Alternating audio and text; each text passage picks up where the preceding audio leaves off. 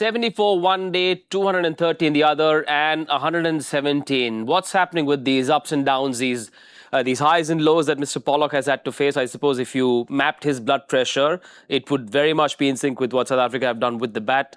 How does one explain this abysmal batting show, sir? Yeah, not very good, I think movement these days, I think that's the common denominator, is when you get balls moving and get bowlers who can move the ball and it nips around, we don't see guys adjusting.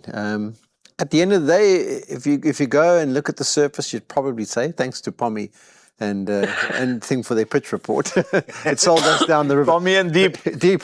Pommy. 190, 192, 207. Okay, we were far away from that. But when you look at those surfaces, and that's where communication needs to go back, and you say, guys, it's hard. It's hard out here for these initial overs, next few deliveries. Let's just try and get to 150. Let's get to 150, maybe 160 at the best, but let's just be a bit watchful about what goes on, because the ball was nipping around. There was plenty of movement. Yep. But when you decide to keep going, that's my worry though in this T20 format is, I understand in leagues, keep going. Keep just pulling the trigger and bat and whatever you want to do. Yep. But the problem with all leagues and all competitions and World Cups is it always gets down to a one-off game. So you have to have an adaptability to be able to say, this wicket's not thing, this score will be competitive. We're not going to try and get 200, we're just going to try and get 150, give our bowlers a chance, and then we never know. But the modern way is just keep whacking. If it doesn't work out, we'll write this game off, move to the next game. Yeah, there had to be another gear to South Africa's batting. 117, India won the toss for a change and put them in. Markram scored a gorgeous 61 of 46. Ferreira had a couple of lusty blows as well, 20 or 15. Not very much from the others. And every Indian bowler that bowled today got a wicket, 2 apiece for Varun, Arshdeep and Kuldeep, and 1 apiece for the others as well. It's difficult to keep... Look at those economy rates. Yeah. 2 for 11, 2 for 14. Yeah. Who conceded runs? Yeah, that's what I'm trying to think. Went for 23. I think Shivam Dubey went for 21. No, Harshit Rana had that one big over at the end. Yeah. 2 for 34. But I'd like to look at how the top order got out. Okay, so let's look at the top order. De Kock, LBW. Yeah. Yep. First of all, Reza Hendricks away in LBW. Top early, yeah. Brevis, all hands chopped on. Stubbs, through bat, got behind. Yeah. Tell me, I'm trying to feed you into your favorite topic. That the techniques aren't suited to swinging and nipping balls. Yeah. Because balls are allowed to deviate off the straight. Yeah. Why do wrist spinners get wickets? Because the ball deviates off the straight a little bit more. Why do swing bowlers get wickets? Because the ball deviates off the straight. The modern style is see the ball hit through the line. I'm going to get the Cricbuzz producers or the bosses to put a camera in our lounge, because you made a fantastic point on the difference in the skills you need in the power play and in the other overs. Tell us a bit about that again. Well, I mean, if you look at a power play, what do you need to do? You only need to chip a ball 40 meters. Only has to go 40 meters. If you just get it over the inner ring, it'll run away. All these outfields we see are fast. So if you hold your shape and you just get it over the infield, it goes for 4. So, for example, Parthiv Patel, right? He was always said, has to bat in the power play. Why? Because he can't clear the boundaries. So they always used to make him bat in the power play, because what could he do? He could clear the inner ring. And he'd knock it over the infield and he'd get his runs and whatever be, and then he didn't have the ability to go after that. You've got some people who just have to have the skill just to say, go with the shape, just chip it over, runs away for 4. Go with the shape, just chip it over, runs for 4. It doesn't always have to go over the rope. And there's like different techniques of holding your shape for good proper shots, and then there's bottom hand stuff when everyone's back and you've now got to hit it out the ground. You've got to be able to adapt between it. These guys are good enough. I mean, if you think of Virat Kohli, for example, Virat Kohli will often play a beautiful shot. Rohit Sharma, sometimes just a beautiful orthodox shot that goes for 4 and sometimes even goes for 6. But you have to have that ability to be able to adjust and play that way on different situations. Training methods have also evolved, and you see a lot of baseball influence infiltrating into this sport. Is too much of that happening? I do think so. I think this bat up here is an overrated experience for me. Baseball, there's a little block or box that you have to get the ball pitched into, right? It doesn't bounce. They can't be wide. It can't come at your head, can't come at your toe. So if you're going to set yourself up like a baseballer just to hit that length, and everyone's going to bowl that length, great. But when they adjust it and swing it and make it bounce and nip and go through here, that technique doesn't really work. No surprise then that... I thought you were asking me about techniques. I was looking away. no surprise that a player of Aiden Markram's quality and pedigree is the top scorer. He's just the best batter in South African cricket today. We should have said that about him a lot earlier, but I think in the last couple of years, he's just discovered himself and become a far, far better player. And look, he got a 60. Now, look, he's got a 60 in 46 balls, right? He's trying at 130. That's a 156 game. If everyone is striking at 132, that's a 156 game. That's the number you're saying. Aim for 150, 160. Markram has played a 156 game. But also look at, so he hit six fours and two sixes. Now the sixes came at the back end when he was going hard, right? But all of us were sitting in that room and 3 of his first boundaries were shot. Why? Because it was on the up, perfect length delivery, and he just played a nice cover drive. Threaded it through the field for 4. Good cricket shot.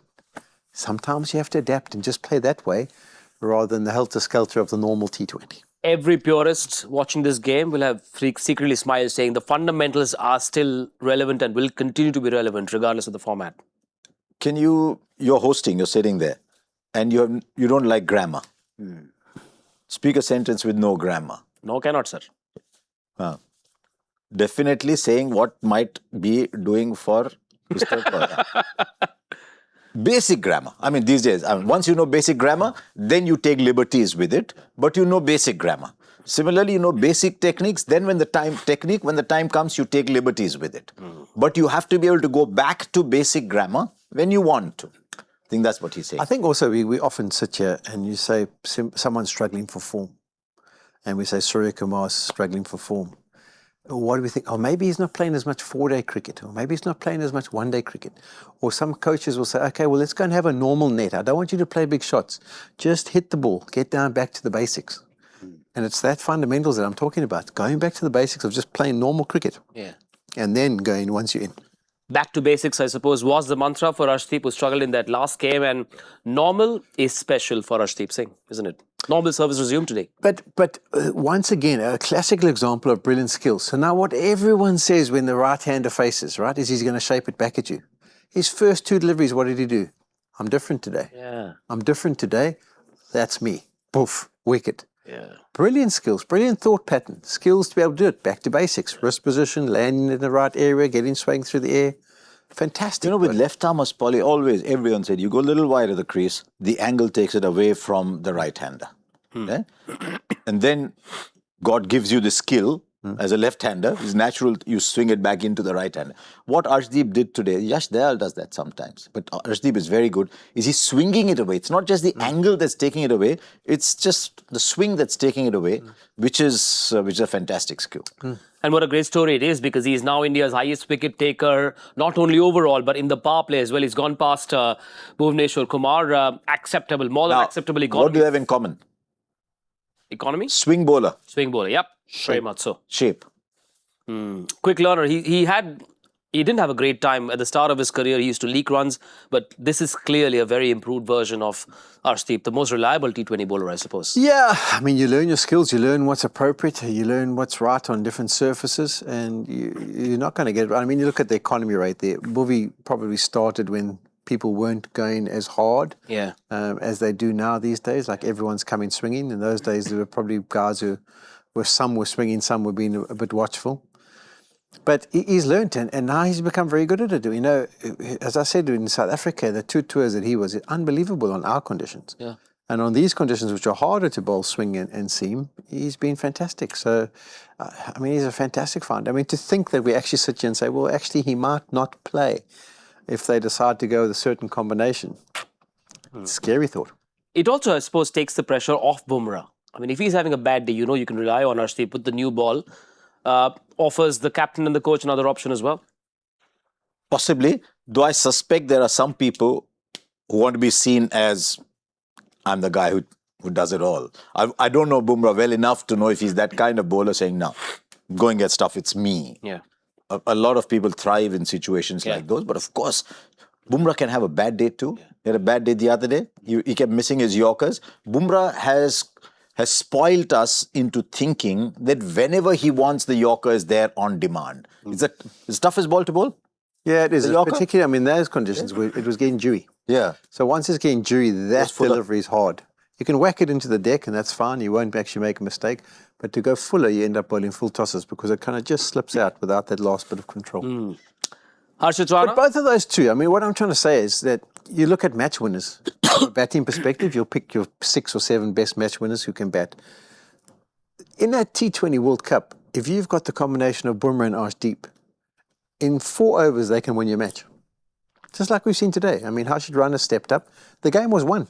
The game was done. You were 3 or 4 down. They have won you the game before the batters even got a chance to show their skills. Do you look at Harshad's 2 wickets or do you say conceded 34? Did he try too much? Harshad only conceded at the back end. At the back end, he's gone for that big over. Markram's got hold of him. Yeah. No problem whatsoever. What he did in the first 2 overs, if he couldn't bowl another 2 overs after his first 2, 100%, the game still won. He's done his job. Yeah. Right, players are out. He went for a couple of 6s right at the end, right? Yeah, so 2. I think Markram hit him for 2. Bowled the slower ball, tried a couple of things. He actually tried to bowl the slow ball in his early spell as well. The ball was doing everything. So why would he need to bowl the slow ball? Anyway. Yeah. Shivam Dubey as well. India seems to believe a lot more in him. Did they bowl 1 over too much? 1 over too many? No, I think on those conditions there was more than enough in it for him to be able to continue. The problem is that in that bowling attack, when he comes, the mindset is we've got to take him down. Yeah. Because you're looking around and saying, well, where's the other opportunity? Chakravarti comes on, some of us can't pick him as a South African team. We're not going to whack him. Kuldeep's got his variations as well. If Shubman comes up, even if we're a couple of wickets down, we've got to try and target him. Kuldeep bowled only 2, Dubey bowled 3. You like how Sky's using Shivam? I actually thought that he'll finish with Kuldeep only for 1 over today because the ball was doing that much. But maybe he just thought, look, at the end, Hardik bangs it in, you get a top edge, goes. He gambled on Kuldeep and it worked out all right.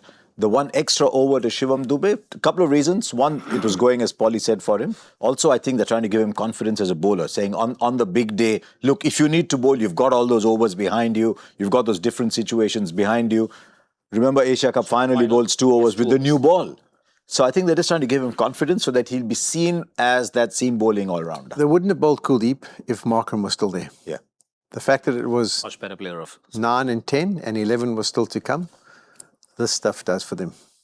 First half belonged to India, 118 to chase. Players are out. Just enough time, gentlemen, for predictions. Power play only. I'm passing. What is the pass mark for the power play? They're going to come hard. They're going to break the back of it. If they're chasing 118, they think let's going to whack it. So I'm going to give them 49. Okay. 37. 55. Look, if 196 was the closest we got to 118, you can say what you want. Go for it. No, I just think the ball might still do so much. Nokia, 37. Okay, we'll see. Enjoy the first 10 innings and take a pause. Join us on Cricbuzz Combox because that's when we'll see you again. Bye for now.